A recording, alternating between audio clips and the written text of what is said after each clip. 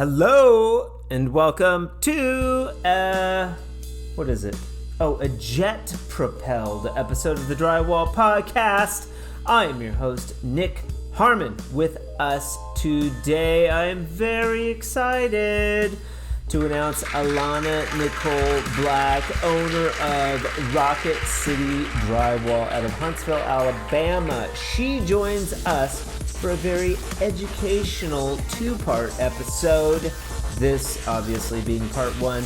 We dive into some fun trivia about Alabama and the South and her grandfather and how he started Rocket City Drywall back in the day, but also how he may have inspired Alana to tackle something much bigger than drywall.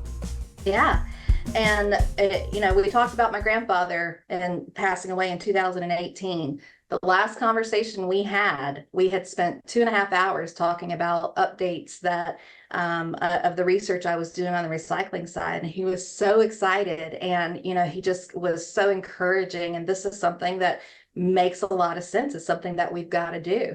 And my very last conversation with him, he was so excited. He followed me out of the house as I was leaving and he told me, "You just got to do it." He said, "It's got to be done. Somebody's got to do it. You might as well be the one to do it."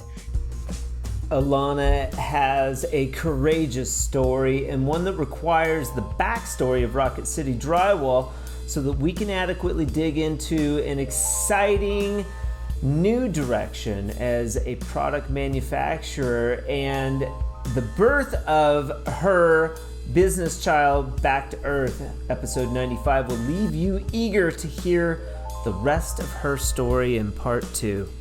This episode of the Drywall Podcast and all of the episodes of the Drywall Podcast in the end of May and all of June are going to be brought to you by Rocket City Drywall. Not only are they contributing to the success of the Drywall Podcast, but you can listen to owner Alana Black's story on episode 96 and 97. Alana discusses her path to owning this thriving drywall distributor and how that path enabled her to discover a new product. Not many women get to say that they learned to drive behind the wheel of a forklift at 8 years old, but that's just one of many skills Alana learned from her grandfather at Rocket City Drywall.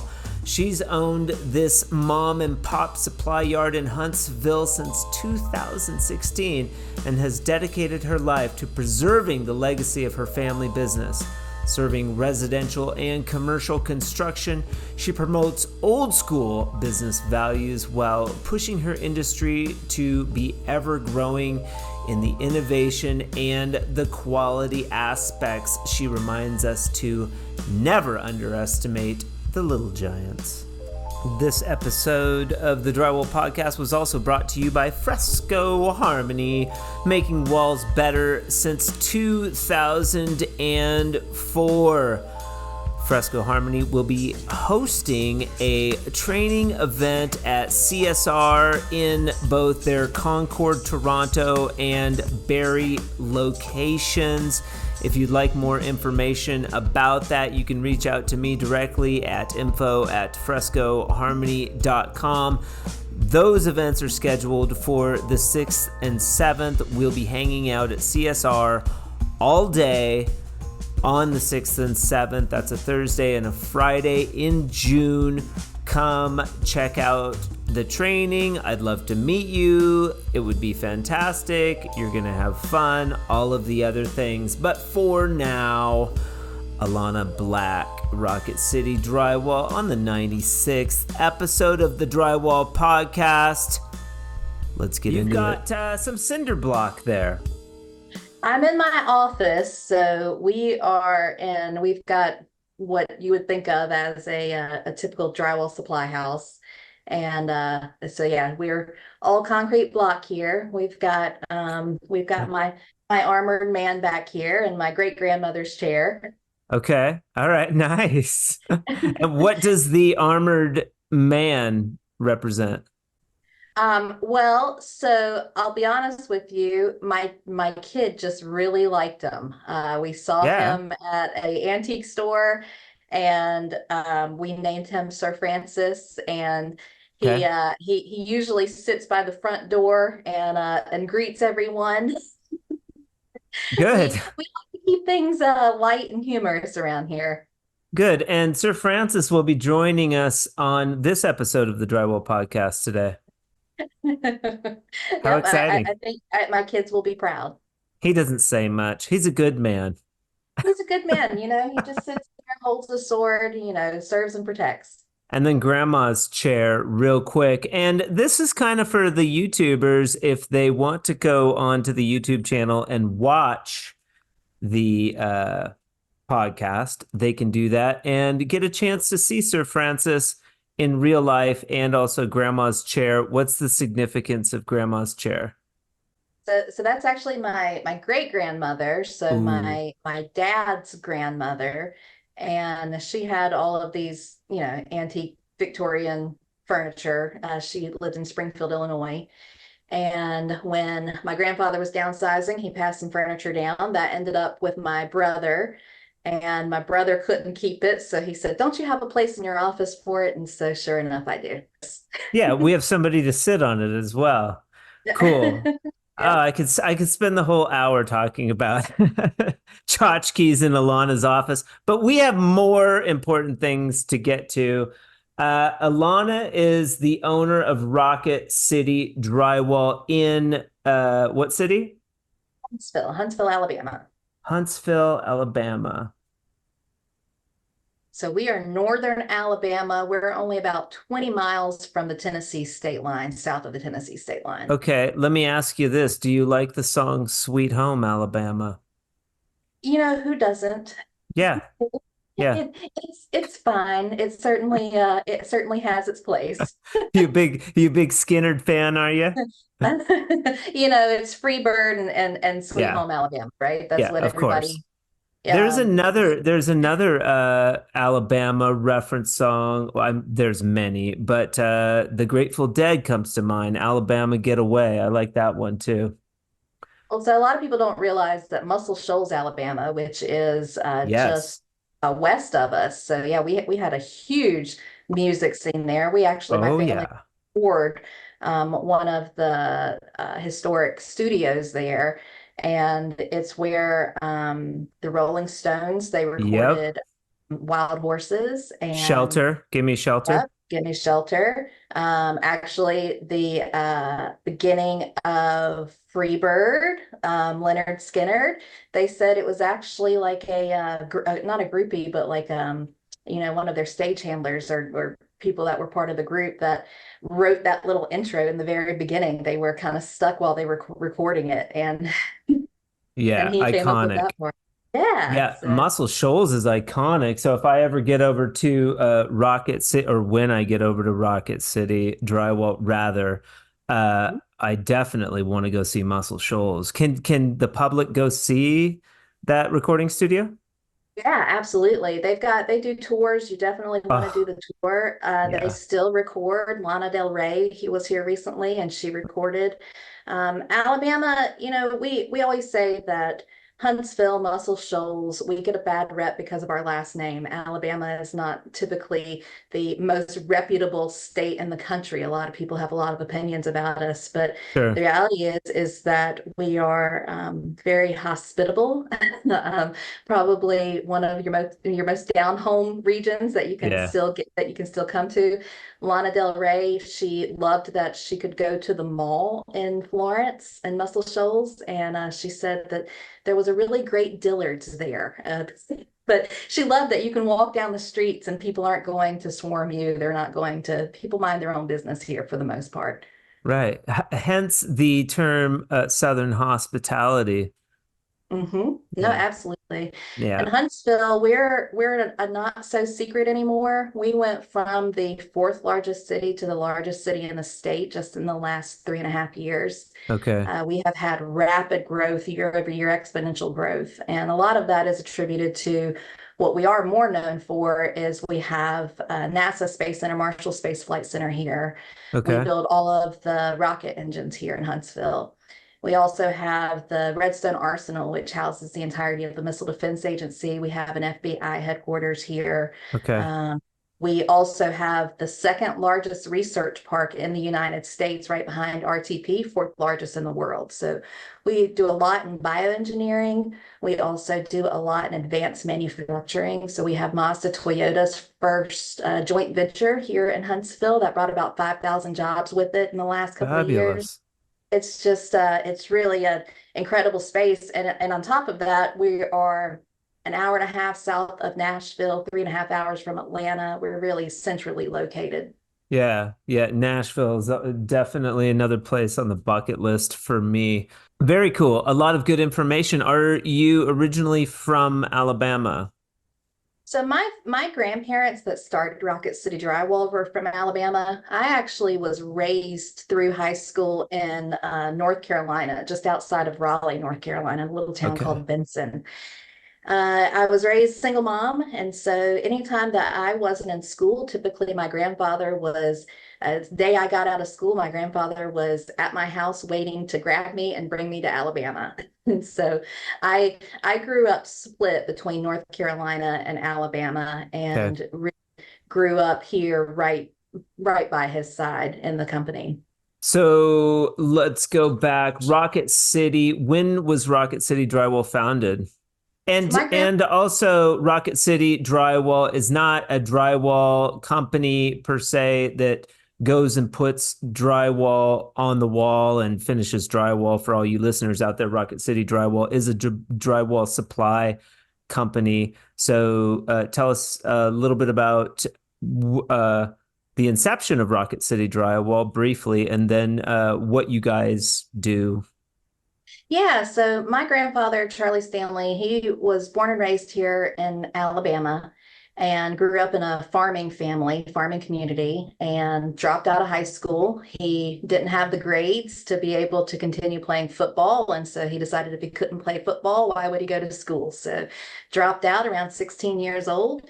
His family gave him the option to work on the farm or go out and find a job. So he went out and found a job, ended up settling with a company called Moore Hanley. It's a kind of a bigger regional building material supply company that was here, especially in the Southeast. So anybody that's in Georgia, Tennessee, South Carolina, Alabama, they are familiar with that old Moore Hanley. And they were a general building supply company. And he worked his way up through from ground level up through management, became a regional manager. And he built Rocket City Drywall really out of he saw a need for a specialized drywall supplier. So he saw that with Moore Hanley, they were terrible at supplying drywall. So drywall is brittle, it's heavy, it really needs special equipment, special handling, and it was a nuisance and it's not very profitable. So Maybe it needs more of a female touch. maybe it needs more of it definitely needed a lighter touch.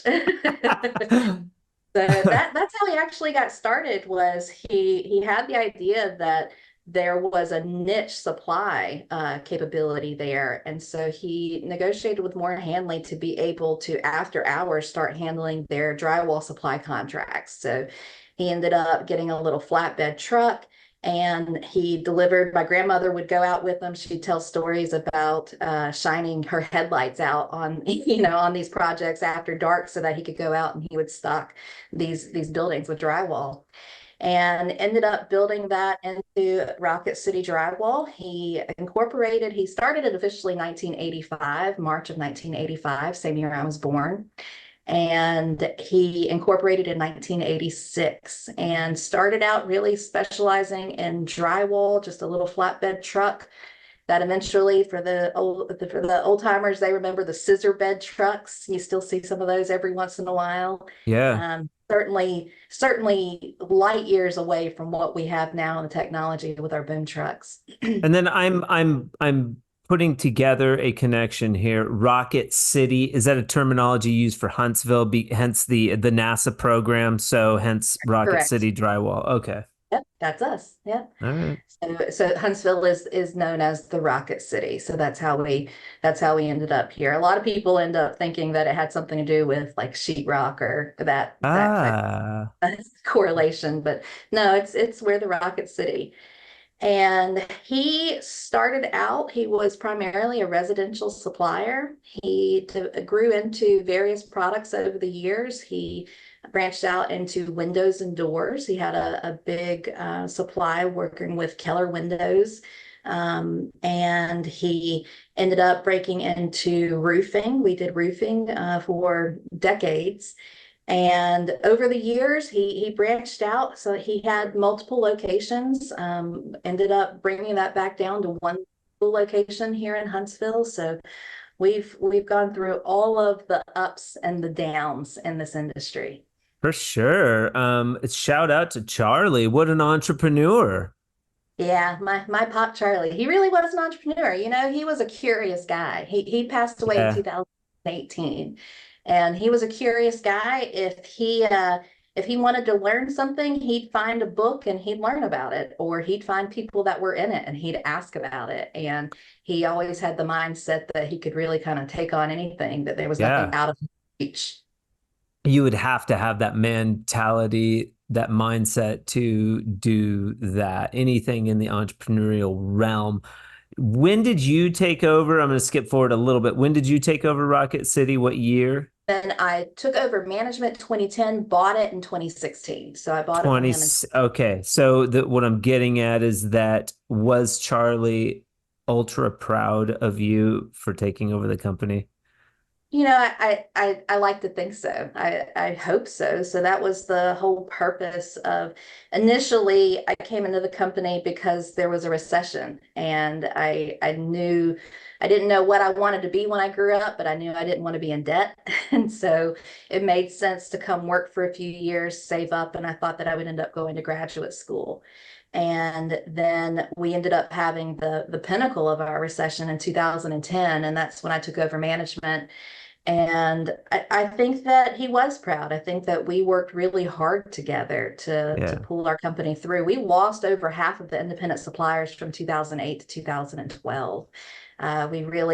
Some of them simply went under. Some of them went under, closed down because they didn't have succession plans in place. And then a lot of them were consolidated into your big box stores, your Alphabets, your ABCs, GMS, FBMs, those companies.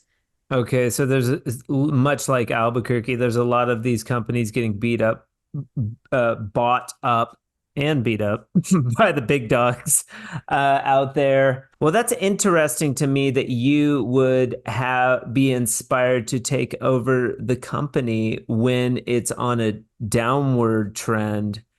Tell me about that. What inspired you there? Well, so I had worked in the company from 2007 until 2010 under my mother's management. My mother and my stepfather managed the company from 2005 to 2010. Yeah. And my mother came into it when the industry was just piping hot. Like you didn't have to try very hard. The drywall sold itself. And Okay. so she came into it in really a boom period. And then when the recession hit, it was just like overnight that faucet shut off. And so in 2010, she left the company very suddenly. And her and my she's one of the smartest women I've ever met in my life. She's a good woman. But her and my grandfather were like oil and water. They Okay. they simply had a difficult time working together. So when you have a difficult time working together and you're working through a crisis, it really was a challenge. And so Yeah. she ended up leaving the company, and everything during that period had been switched over to computers. So up until 2005, my grandparents still ran everything on paper books. He was Hmm. still doing estimates on a piece of scrap lumber that he found on Yeah. the job site. Like it was we were still that company. Yeah. And so 2010, he asked me to step up and really help him come back into the company and understand how things had changed, understand how the computer systems worked, understood, um, you know, where we could make our adjustments to really save our business. And so together, he and I we cut our business in half. That's how we survived the recession. So a lot of people think that, if you downsize, then that's the end of your company. That's not true. We were doing X amount of business in 2010 and we were hemorrhaging money. In Yeah. 2000, we did half of that business and we were breaking even. It was a 3-year recovery for us. Learned a lot of hard lessons during that time. 2010. Okay. But you didn't take over until 2016. So So I was you were managing cutting your in teeth. I was cutting my teeth, yeah. So I took over management in 2010. So it All was under right. my operating control. And from he left out of the company again, went back home in 2011. So really 2011, it was me here running the show. And at the time, the company was the sole source of income for 6 members of my immediate family. It was mine and my husband at the time. Yep. It was my brother and his wife. It was my mom, even though she wasn't working in the company. Husband, it was my grandfather and my grandmother. I mean, we were all heavily invested in this company. Failing was not an option. It was Yeah. something that we needed to be able to figure out how to make this work. What were you doing in that 3 years to bolster sales? What strategies were you implementing that shifted the company, do you feel? So I feel like prior to me coming in, we had gone through a period where we were trying to compete with the big box stores, with your ABC stores. And at the time also, we had gone heavily into roofing sales. And roofing was just such a volatile industry. It had Okay. really, really low margins, a significant risk, a lot of fly-by-night roofers, so a lot of financial risk involved with it. So the biggest thing that we did is that we started firing customers. So when you have customers that are your larger, some of the national home builders Mhm. that have your highest maintenance accounts that Yeah. require the most service at the cheapest price, it, Yep. it, it simply did the math didn't work. And Yeah. so we were killing ourselves and making less and less money every single year.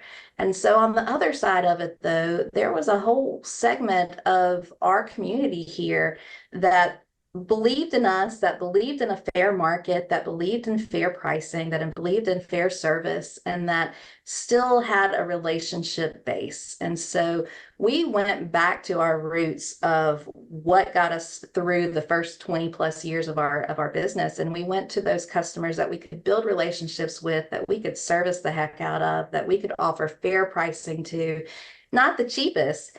First thing I tell anybody is that my drywall is exactly the same as anybody else's. It's a commodity. Only difference is that mine's more expensive than everybody else. I've got all the other major players here, and they're all cheaper than me. So Right. if pricing is your main focus, then I'm just not your company, and that's okay. That's okay to not have all the business in the world. I don't need all the business in the world. Smart. I need people that value us and that we value, and that Smart. cuts down your risk. It increases your profitability and your value add. Right. It makes me think of the 80/20 rule. Have you heard of that? I have. So you go through this change in, I guess, in clientele. You're sort of weeding out, and you were doing this personally, and you noticed a shift. And I guess when the shift started occurring, how did it come to be that, did you get the tap? Did all the family members get together in a board meeting? You had a round table. Sir Francis was there, and you guys decided we need to have Alana in charge. How did that come to be?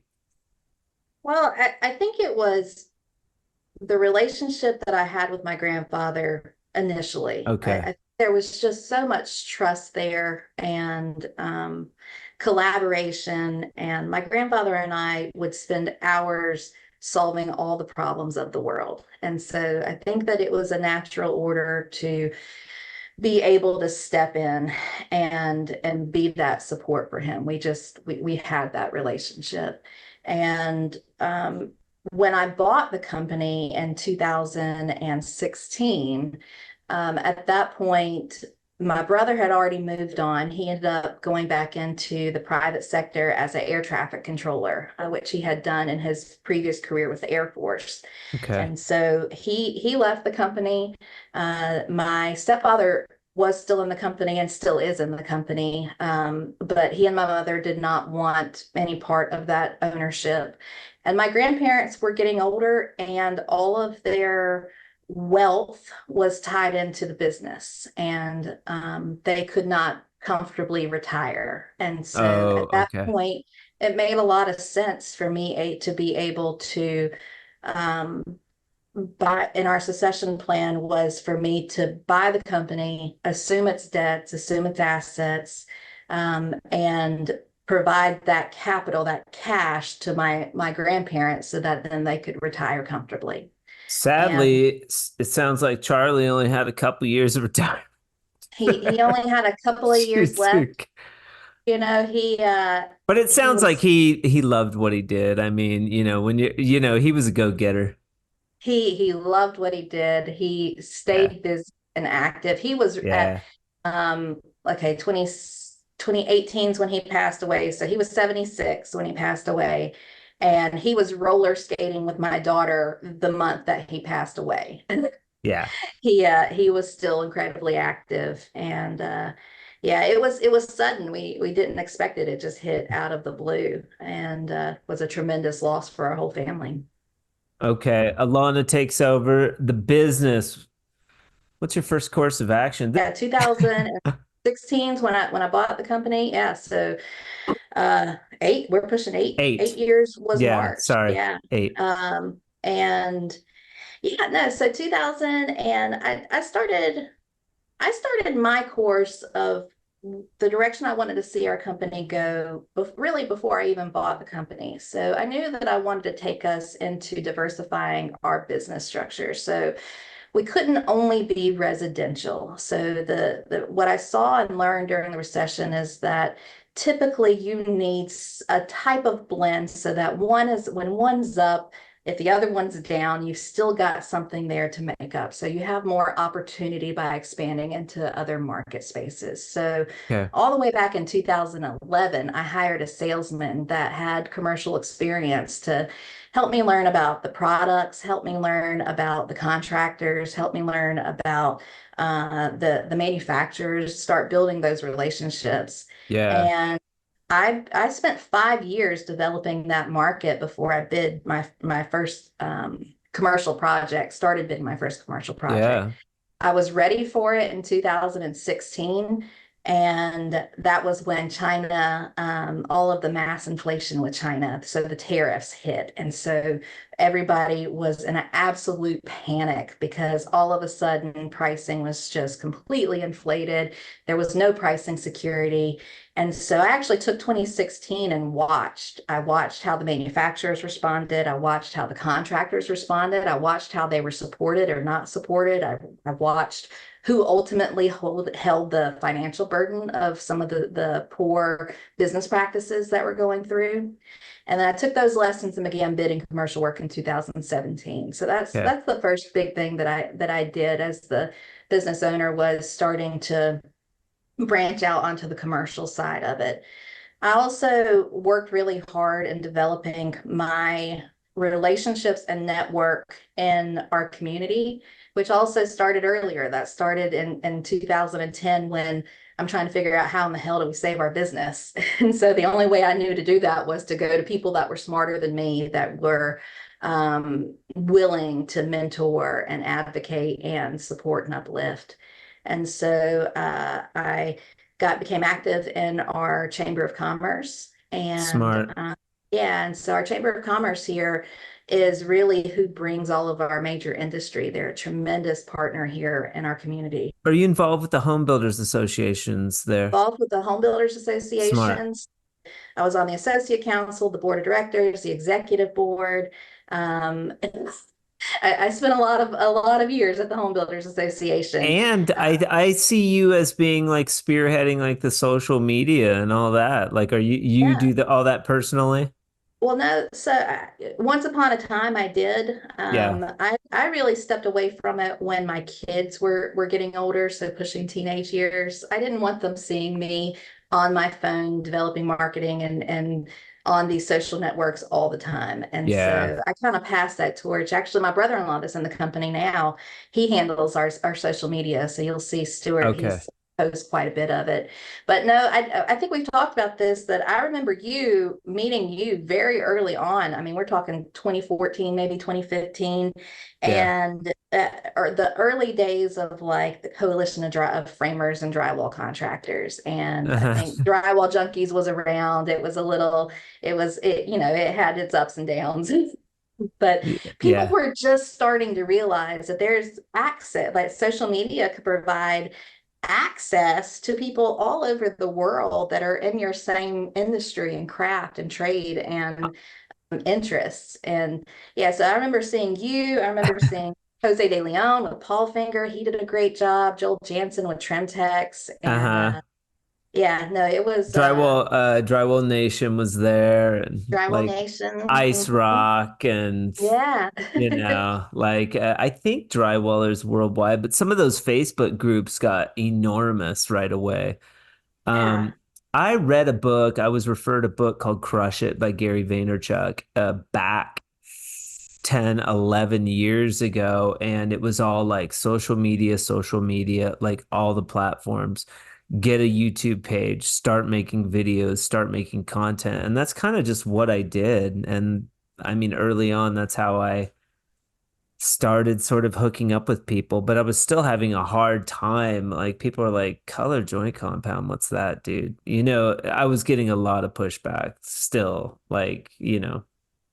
Oh, it was I thought hard. it was genius from the very beginning. And I really, so my passion in this industry is elevating our craft, right? So introducing the most innovative products, the highest quality products, and making things to where we are performing better. So the monotony, just like if I were having to sell a commodity all day, every day at the cheapest price, I would take Sir Francis's sword and I would have to stab it in my chest. That's no life to live, right? So you've got to have higher purpose than just doing the dull day in, day out. And so Well, that's what I really saw as Fresco Harmony, was that you were bringing artistry, you were being craftsmanship back, you were thank being you. tremendous advocate for our craftsmen, which were really, truly, especially 10 years ago, 10, 15 years ago, just being beaten down as we're just this, blue collar, drug rattled, useless class. And that's not what we are. No, no. It makes me think of, and I hesitate to bring up a competitor, but CSR has been a very big supporter of mine.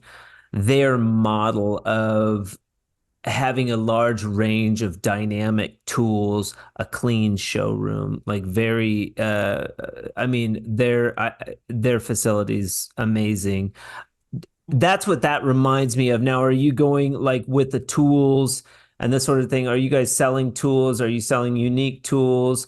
Are you taking the also L&W, like no shame, but we have an L&W here that took over a company here in town, but they took it was like a crap hole and they completely remodeled red, white, and blue. Of course, they have a lot of money to go behind it. They're a giant, but they made the facility look beautiful. Big screen TV, lot of showroom, and I think that speaks volumes. So was Rocket City taking a page out of that book? Are you guys selling unique tools? How did you differentiate yourself and create that element of innovation in this really challenging space?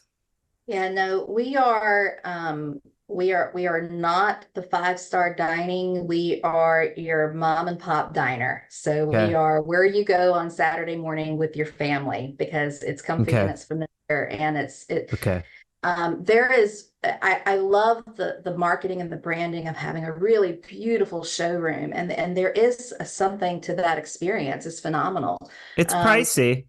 it's pricey. I don't have the money for it. Yeah. Yeah. You know, I just got the carpet out of my office from the 1970s, so I got one by one asbestos tiles in my ceiling. Like uh, I'm humble.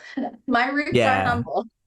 I have the $500,000 6-story brand new crane that we got last year that has all Beautiful. the bells and the whistles, and it's beautiful. And I've got the new baby boom that it's got its own Instagram page. You should follow it, Adventures of Baby Boom. Totally. Adventures. It's a not yet Adventures of Baby Boom. It's actually a non-CDL crane or non-CDL optional crane. So under a certain amount of weight, you do not have to have a CDL to be able to operate this piece of equipment. uh, So that actually has been phenomenal. We why, run that every single day why would you create a separate Instagram page for the baby boom?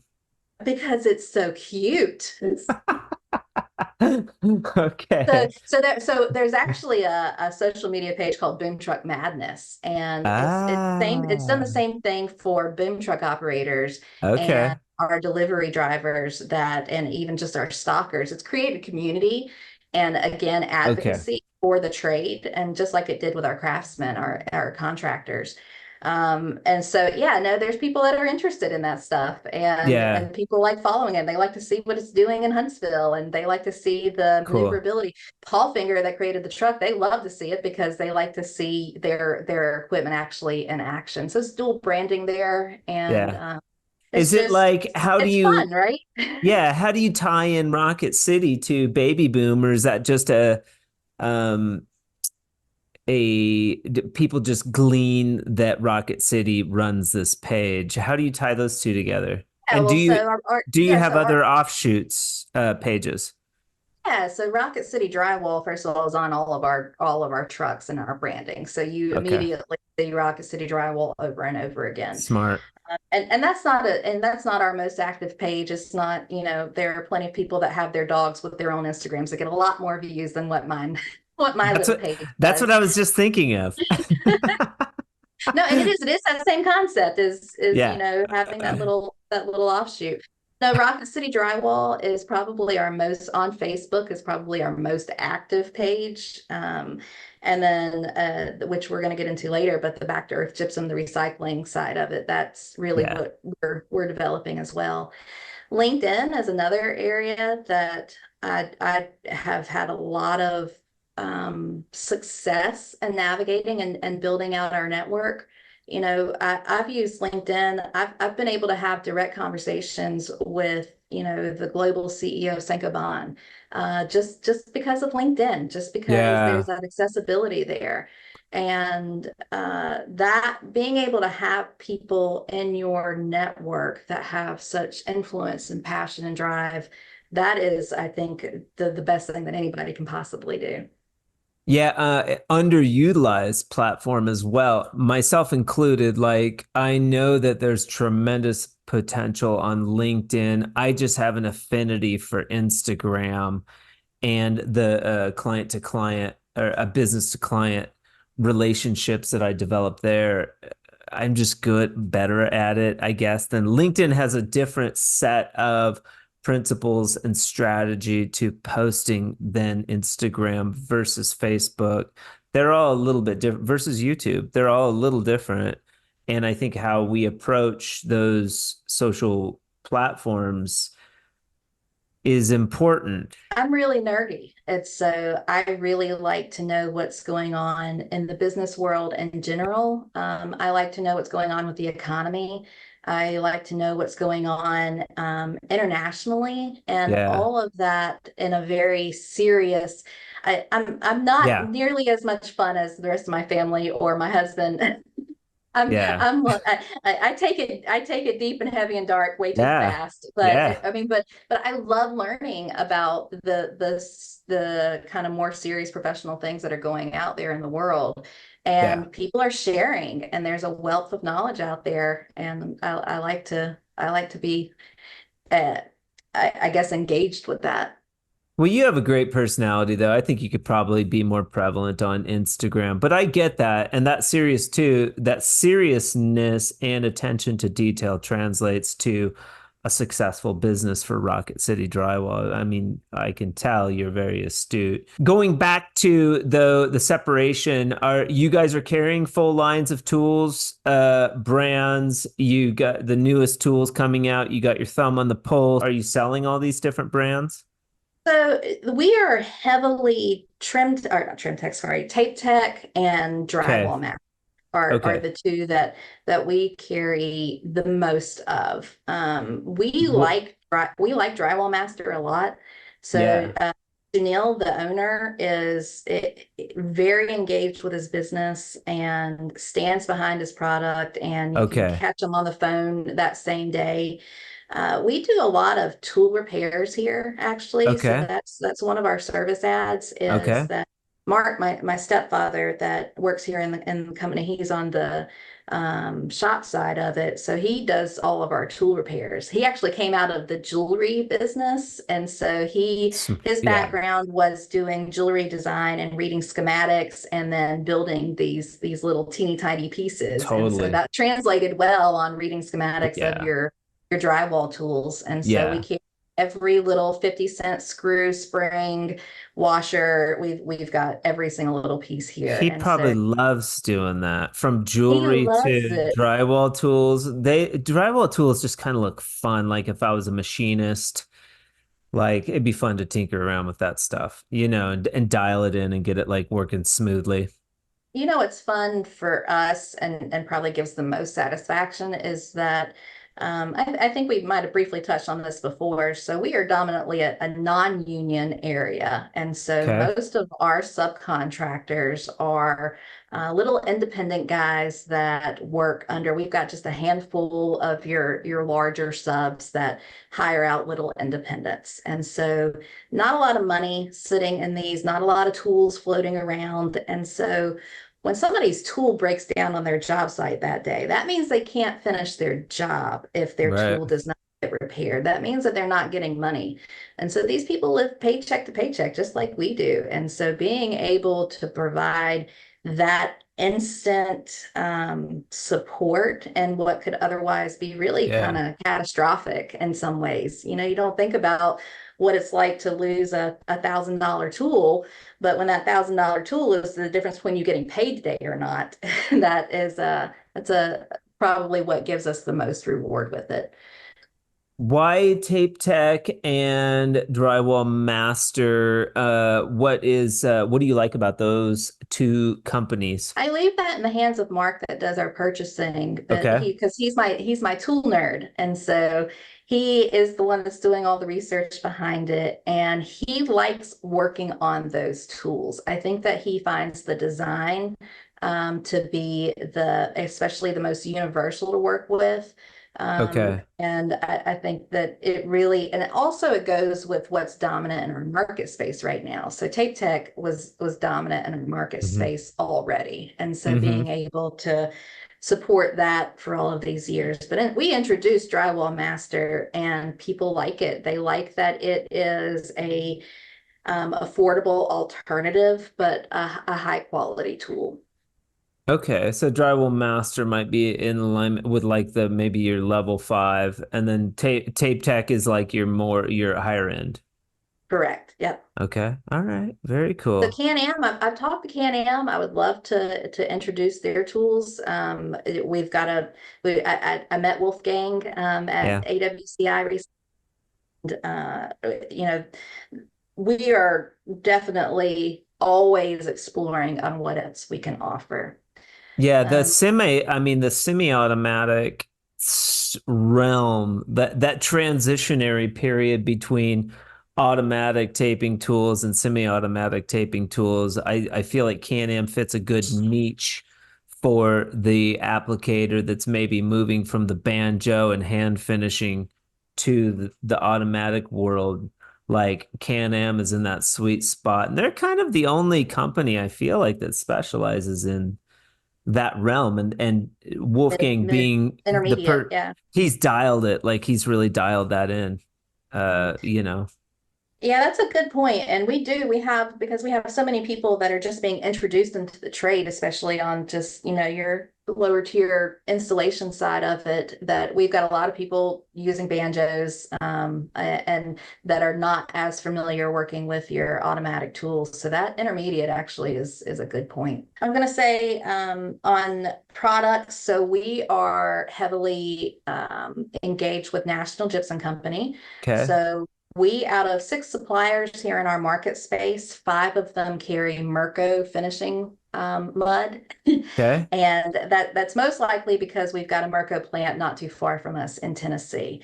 Okay. But and even we for a time carried Mirko mud. And that's one of the things that I changed when I took over is I said, with 6 suppliers selling Mirko, all we're doing is we're trying to undercut each other on really a lower tiered quality product. And so that's when we introduced Proform back into the market and really helped to build out that space. Proform Light and Advantage, are probably the two that we sell the most of. Okay. Carton, don't do a lot of buckets here in the space. We have really mild winters, so mostly in just cartons. And What the does that mean? You equate buckets to temperature. So I typically see, so you typically see buckets in the north is my understanding, and I might have that wrong, but that's my understanding, is that typically you see it in the north because it has something to do with the freezing or the temperature stabilization of it, but then also on, and you would know this, yeah, I with don't.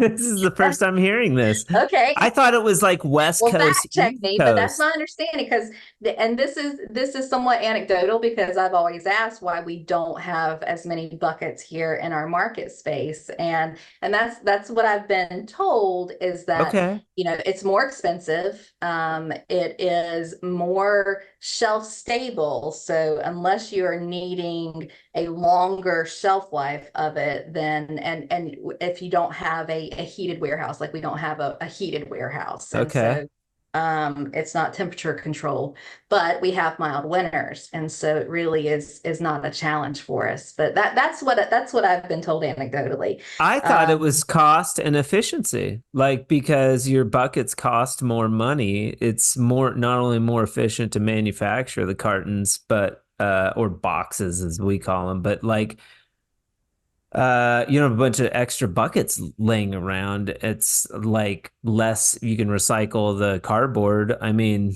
I don't know. But Am there's I a massive bucket industry. There really is. There's quite a significant segment that is in totally? buckets. And so commercial, I think on the commercial side, they like it more. It's easier to palletize, it's easier to Yeah. carry around. Yeah. I guess that convenience side of it. But what I've been told is that it was on the more of the weather conditioning. So Okay. that was the biggest factor on whether or not you saw that as much. Or so and with cost being right there with it. So if you are in a temperate, moderately temperature environment, you don't need to pay for buckets. You can use cartons, Okay. right? That's Interesting. Interesting. Well, we're not adverse to learning something new. yeah. Temperature. That's really cool. So we got National Gypsum, Proform, and what else? Is that it? No, so Proform. So we're heavy blue boxes. So a lot of blue boxes, a lot of Advantage, which is kind of your mid grade, more comparable quality to like a Mirko 500. Okay. And then we do a lot of all purpose as well, just your black boxes. Okay. And we've done well. We've really had a great partnership with them. I mean, our relationship with National Gypsum goes all the way back to the 80s. And so we started out with Republic, which it ultimately ended up being what's now American Gypsum. Uh, And then we developed relationships with National Gypsum. And then we were big with Temple for a long time, which is now Certainty, got bought by Certainty many okay. years ago. We still do a lot of business with Certainty. I love Saint Gobain. I think that they're a tremendous company. I love everything they're doing in the world. I really admire them. They're one of the top 10 oldest companies in the world. I love their story. We also do business with Georgia Pacific. There's a plant right here in Tennessee at Cumberland City.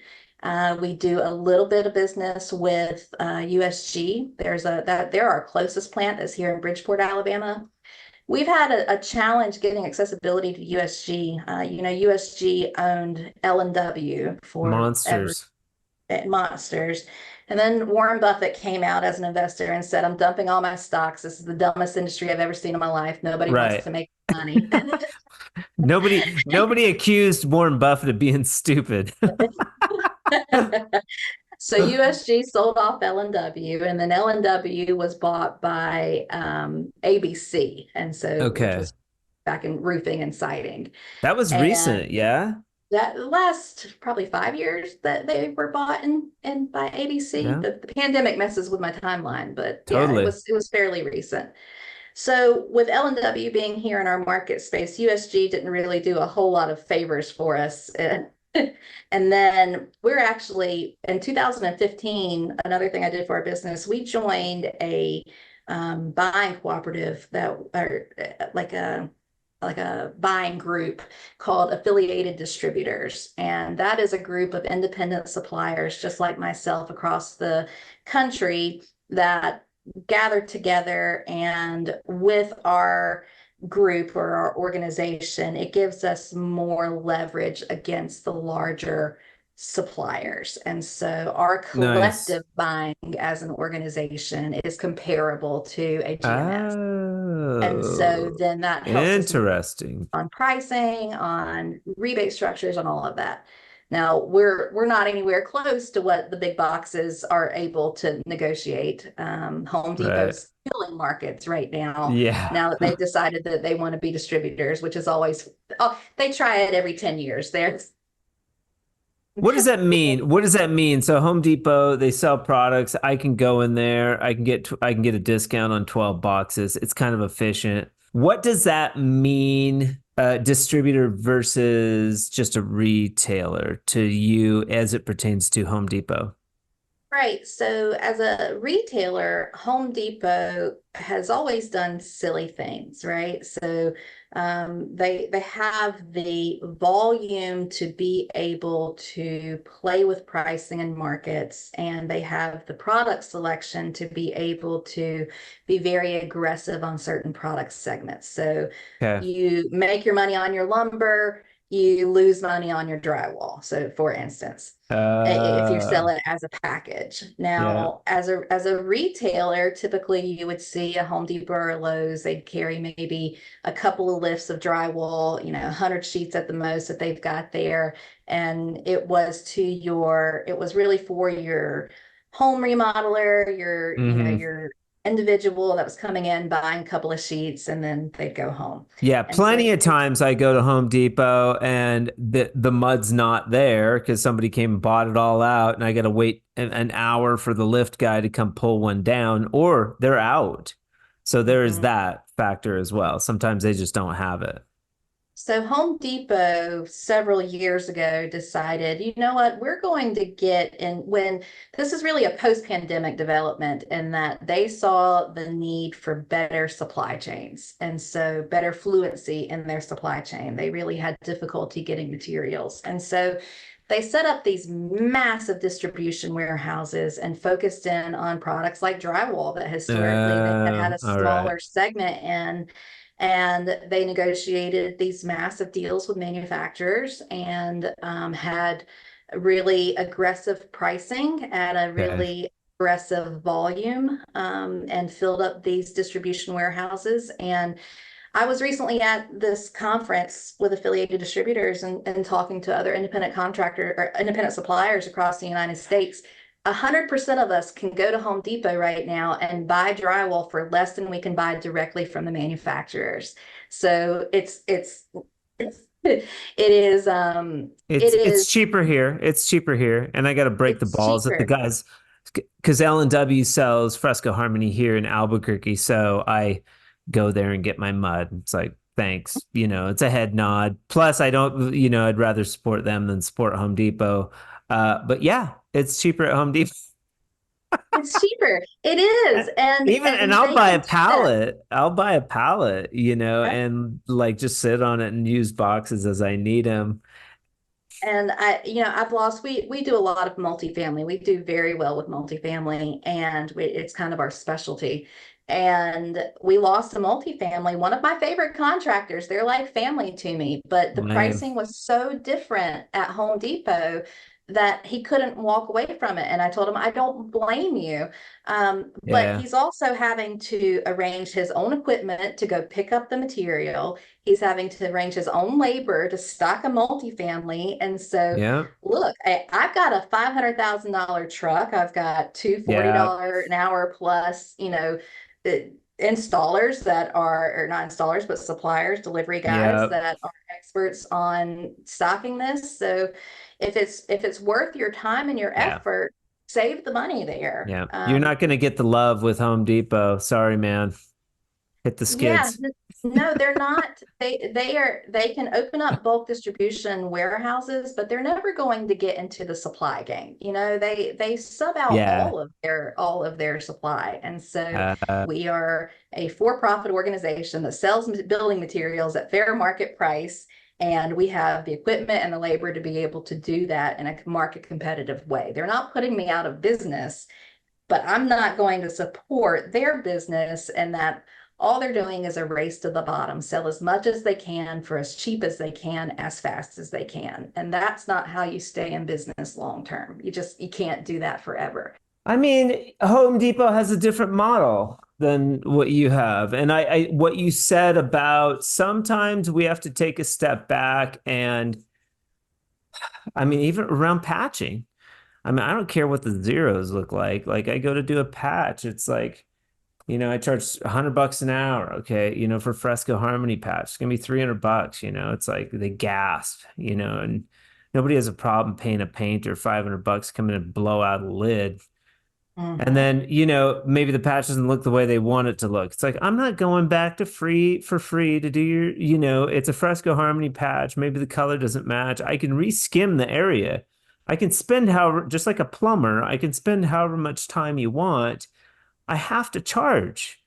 I can't give that away. And I think that mentality from the applicator to the drywall supply yard throughout this industry is consistent. Like we consistently get looked down on. It's no wonder Warren Buffett didn't want anything to do it. He took one look at this industry and he was like, forget about it. This ain't Silicon Valley. Like these people haven't changed in 60 years. They ain't gonna change now. Well, I know contractors are feeling pricing pressure right now, especially now. Hmm. We're starting to see slowdowns all the way across the country. They're feeling the need to be more aggressive on their bidding. All of the projects last year went over budget, whether it was because of pricing materials or whether it was because of labor. I mean, there was just the contractors are under a significant strain right now. And so I don't want anybody to mishear that I'm saying that suppliers or manufacturers or installers should just be going out and getting everything they possibly can. That's not what this game is about. Um, the reality on on drywall specifically is that, and why we saw so many significant increases over really starting in 2020, so over the last 4 years, is we had an artificial repression in material pricing from 2015 until 2020. So what Say happened? that again. So it's an artificial repression in market pricing. And what I mean by that is that the drywall manufacturers were recovering their pricing after the recession. So in our market, whereas drywall was selling for $20 a board in 2005 for a half piece of 4 by 12, now all of a sudden it's selling we got under $6 a board for a piece of half 4 by 12. And so our labor costs didn't decline, our operation costs didn't decline, but now all of a sudden we're making a quarter of what we were selling for before. Okay. And so year over year from 2010 until 2014, we saw small, steady, incremental increases from manufacturers. So manufacturers would announce January, we're going to have a 10% increase, or, whatever, they 5% increase. Then they got hit with a price fixation lawsuit. So the problem was that we've had so much consolidation in manufacturing. We've only got 5 manufacturers in the United States, and they all announced their increases on the same day and the same amount. So they got hit with a massive price fixation lawsuit. I mean, they had to give out so much money, and that was in 2014. So what we saw in 2015 was that all of a sudden manufacturers were scared. So they just took a huge hit on their capital, and they didn't want to continue with that risk. So we saw in 2015, they put out price increase announcements, but they were staggered. USG is going to go up January 1st, but National is not going to go up until February 15th.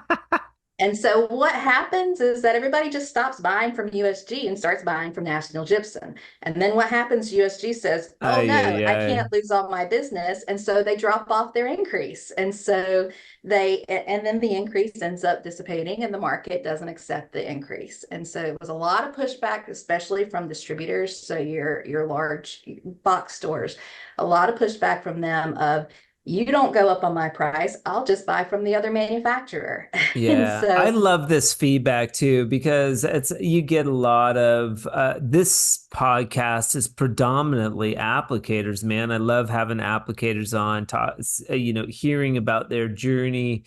Why did you become a drywall finisher? Why did you become a hanger? It's good to get this side of the conversation so that we can illuminate the reason behind, there's actual reasons behind some of this price fluctuation in a yeah, commodity product. This is like, you're not selling something unique or neat. Drywall is very boring. I mean, for lack of a better word, it's very commoditized. You got mud, you got drywall, 5 manufacturers in the United States. That's ridiculous. There's a large amount of space here for five a lot of that manufacturers. space. Hmm. Hence the regulation, like Yeah. the Well, regulatory laws. and nobody complained when we didn't see material prices increase from 2015 to 2020. Nobody complained when there was this, all of a sudden we were reaching pre-recession volumes. So we're back as busy as we ever were, but the pricing's only recovered, a little over 2/3, right at 2/3. And Okay. so we're as busy as we ever were. Our expenses are higher than they've ever been, but we're not, the pricing hasn't recovered to where it needs to be able to support operations.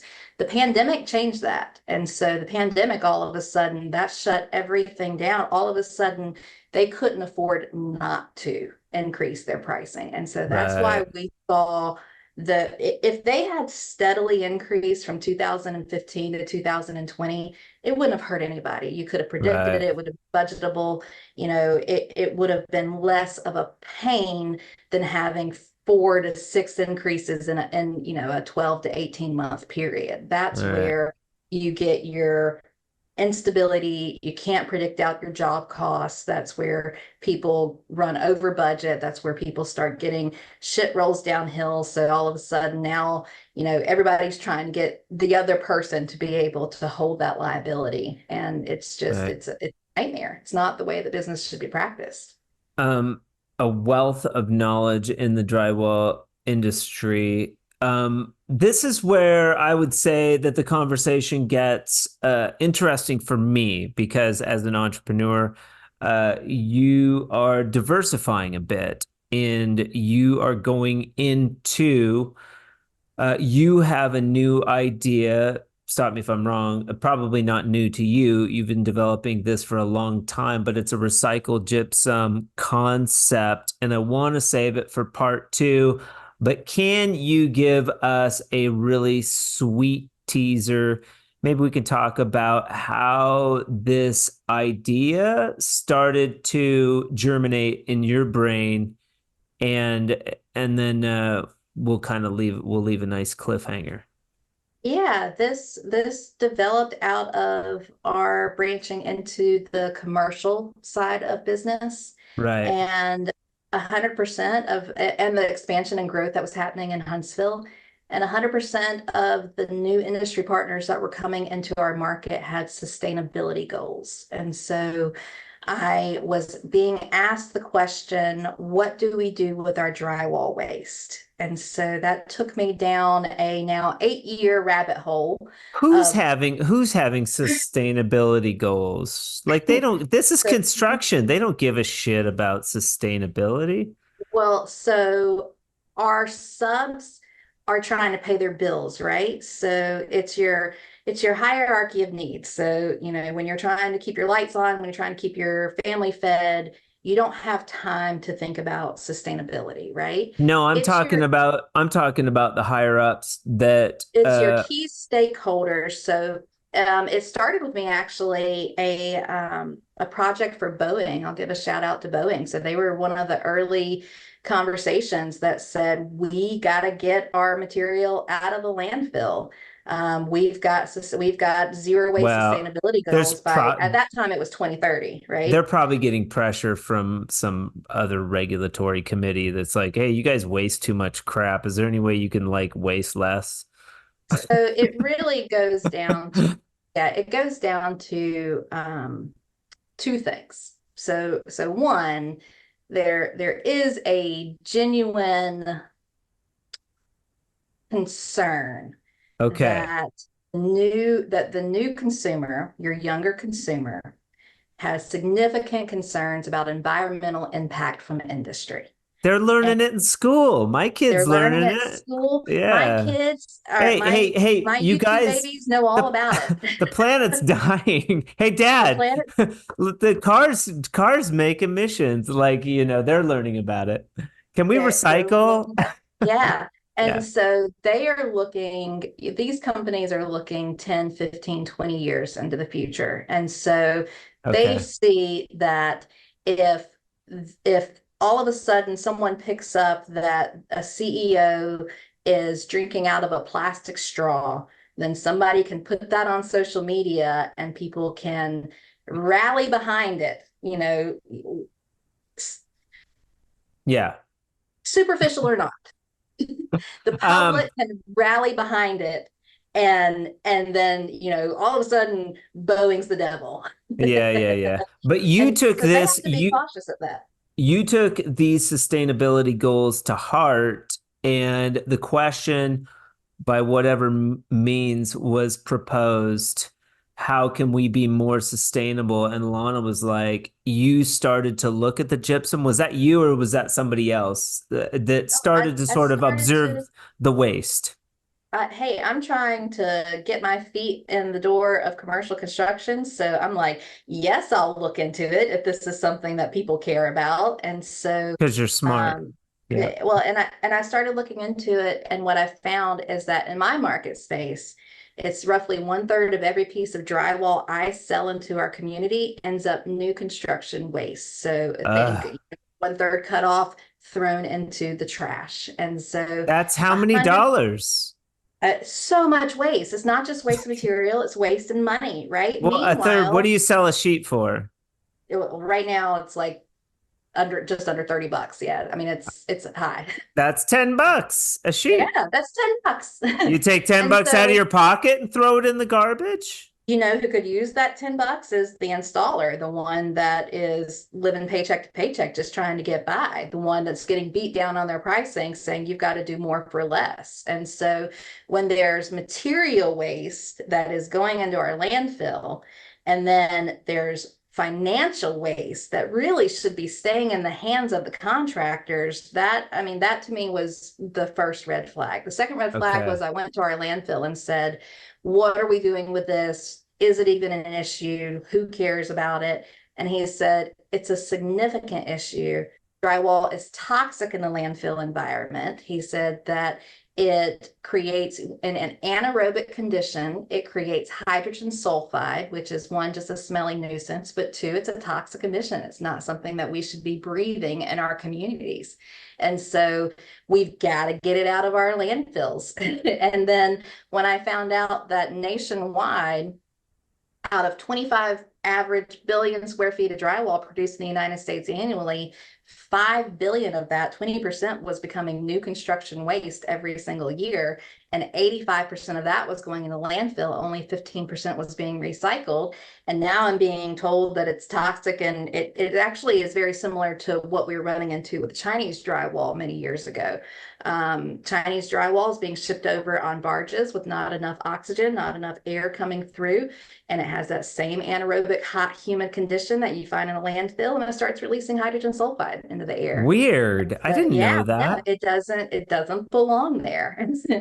And so then and what we'll get into on the next half is that I went down this road of trying to figure out, well, why is only 15% being recycled? What's the issue with it? Why are we not doing this?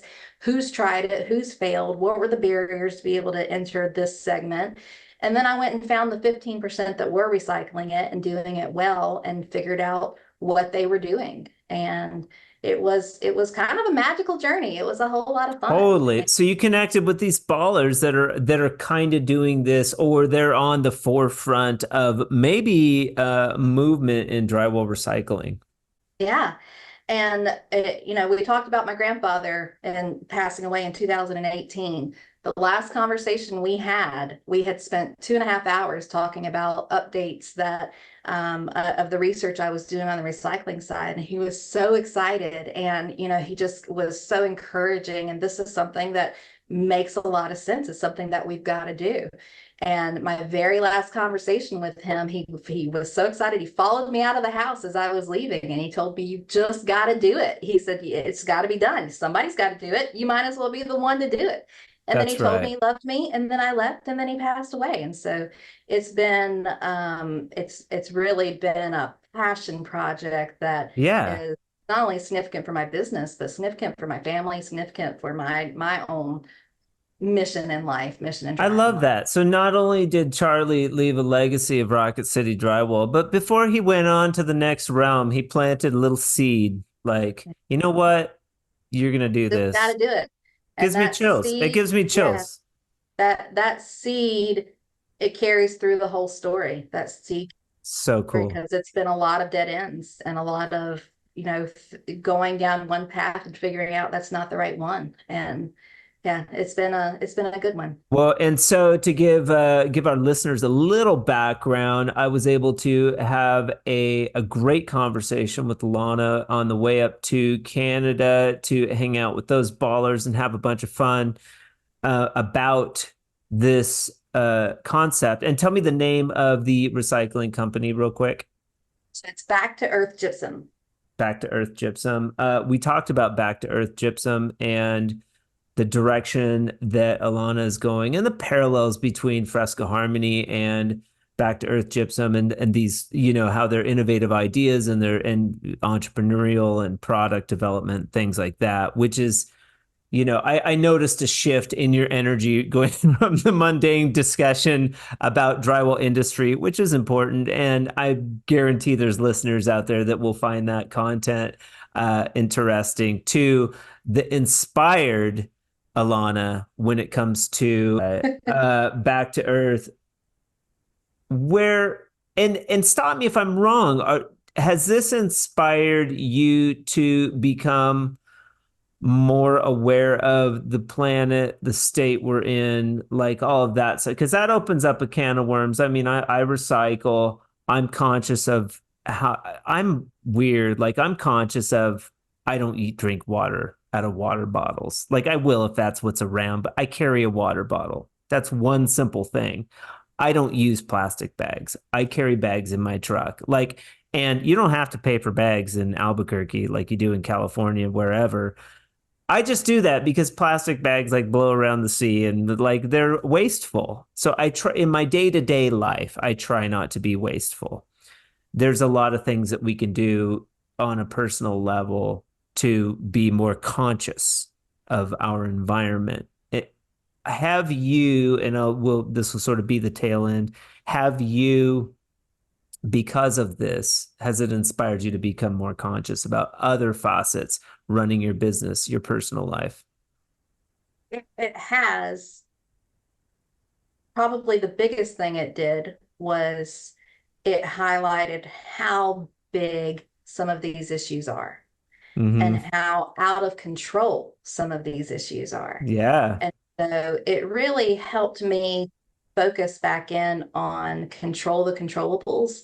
So I can't Yes. solve all, as much as my grandfather and I tried, I can't solve all the problems in the world. Right.